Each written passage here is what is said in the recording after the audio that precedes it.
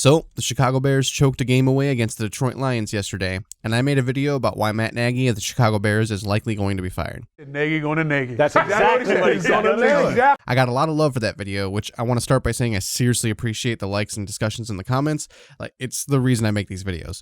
However, I also got some responses that I didn't know what I was talking about and that I didn't go into enough football analysis. In fairness to those comments, it could feel like I was just singling out those 3 plays and spouting an opinion. So I decided to make this video. Here's a football analysis of what I think is wrong with the Chicago Bears.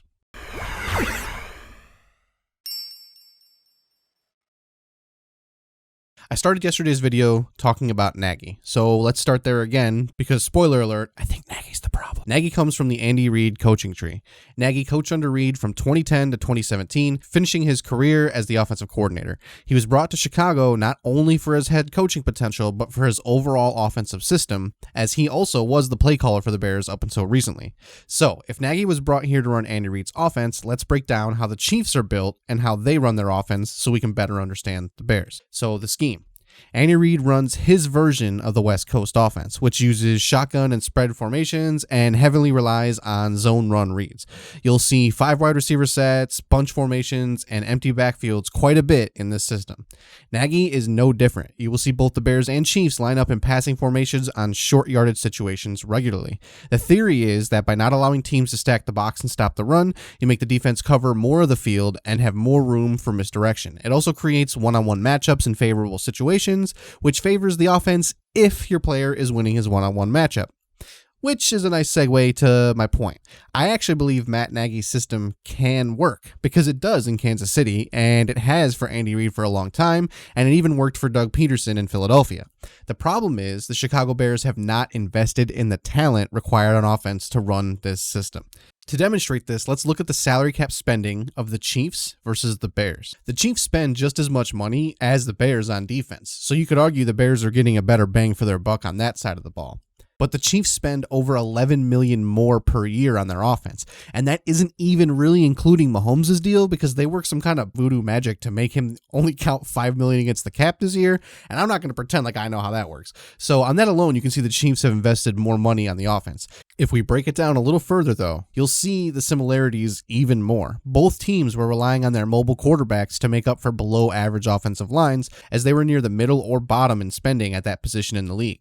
Both teams rank in the top 10 money spent at wide receiver, both are in the top half of the league at tight end, and both are in the bottom quarter of the league in running back spending. So overall, the Bears rank 20th in spending on offense, while the Chiefs are in the top half of the league at 12th, again, not counting Mahomes. So what's the difference?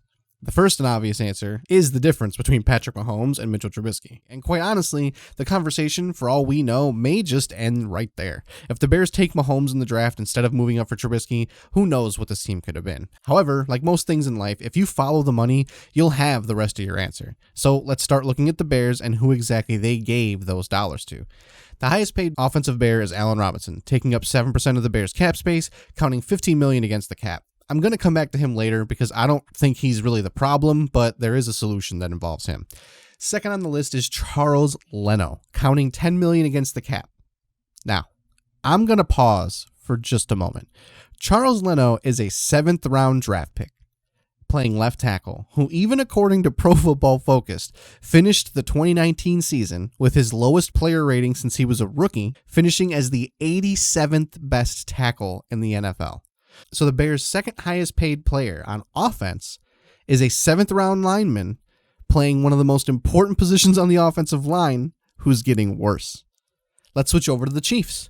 According to the salary cap, Tyreek Hill is number 1 this year in salary at $17 million, and the Chiefs' left tackle, Eric Fisher, is number 3 on their team in money spent, making $14 million a year. You want to know the difference? Eric Fisher has the 7th best rating of any tackle in the AFC, according to Pro Football Focus. Okay, so let's go back to the Bears. Your third highest paid player is Mitch, who hasn't even started half the season for you. So that's more money not giving you production, literally sitting on the bench. Fourth on the Bears is Bobby Massey, a right tackle rated 65th best tackle in the NFL. Back to the Chiefs. Their next in line is Travis Kelce at $11 million, the best tight end in football. And their right tackle, Mitchell Schwartz, made the NFL's top 100 player list in 2019. Are you starting to see a trend here? So It's really clear that the Bears are attempting to recreate what worked in Philadelphia and Kansas City, but the real difference comes down to talent. The Chicago Bears have a high-paid defense, and on almost every Sunday, you get what you pay for.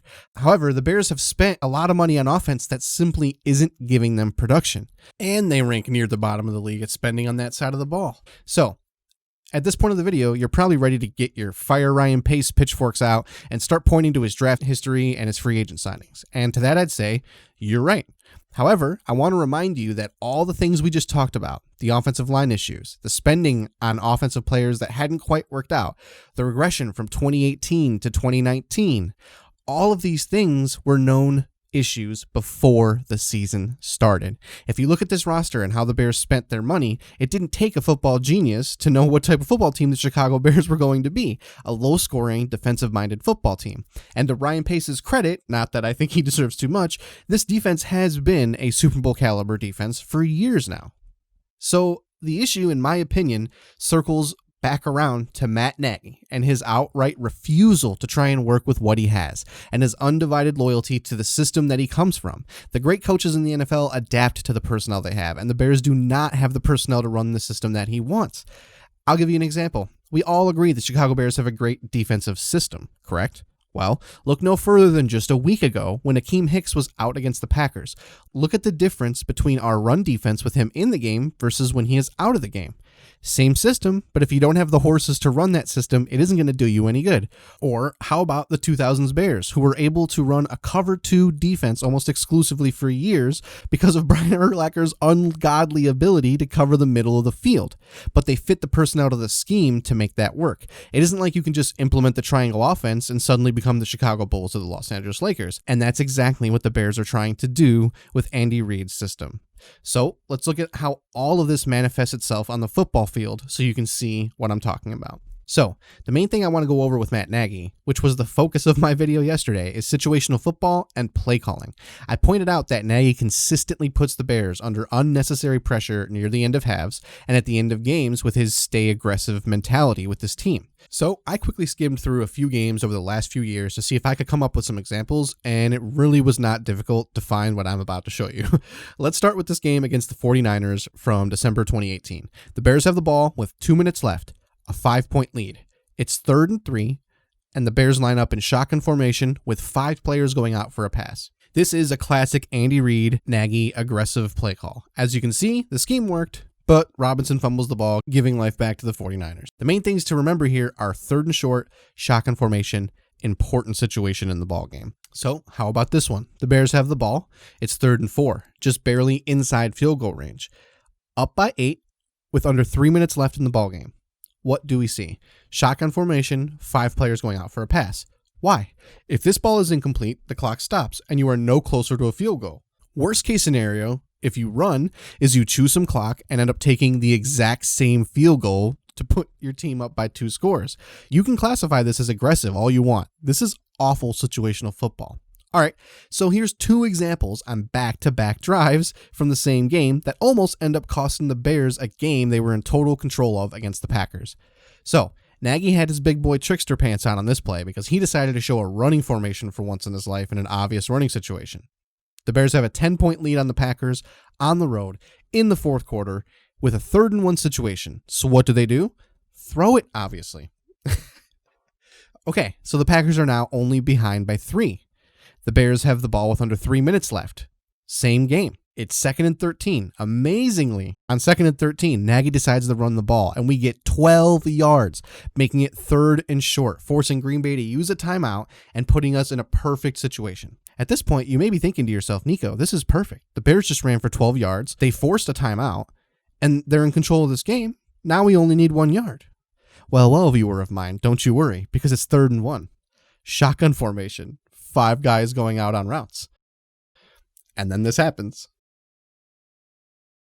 Okay, so these were in previous seasons. Let's jump to just this season alone. Bears-Panthers, week 6. Another situation where 2 plays earlier, Montgomery ran for 7 yards. So it's 3rd and 2. You have a lead with under 2 minutes left in the game. What do? Well, obviously you run 5 guys wide, throw an incomplete pass, and leave the door open for the Panthers. We happened to win this game, but we could have just as easily lost it because of that play call. Here we go again. Another from the season. 3rd and 1, 4-point lead, under 4 minutes to go in the game. Inside enemy territory. Another failed pass attempt to stop the clock. But don't worry, they go for it on 4th and 1. Well, it looks like a run formation, but don't you fear. They still managed to run 4 players out on routes on this play and actually end up completing it to this old lineman sitting on his ass, believe it or not, just like Nagy drew it up. And then the final nail in the coffin, the Lions game. It felt like I had seen this scenario play out time and time again, and that's because I have. This is what you're going to get under Coach Nagy. Now, to be clear, I'm not saying that 5 wide can't work on a 3rd and short. I'm not criticizing the concept. I'm criticizing the thought process.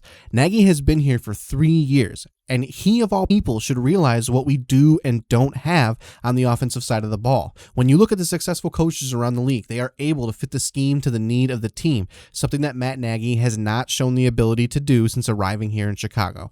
Look at the Patriots. Their dynasty started off with dominant defense and ball control offense, morphed itself into one of the greatest offenses in NFL history when they got Randy Moss, and then readjusted to become more defensive-minded as Brady aged. Same QB, same coach, but an adapting scheme to fit the personnel they have. So, do the Bears have deficiencies on offense? Yes.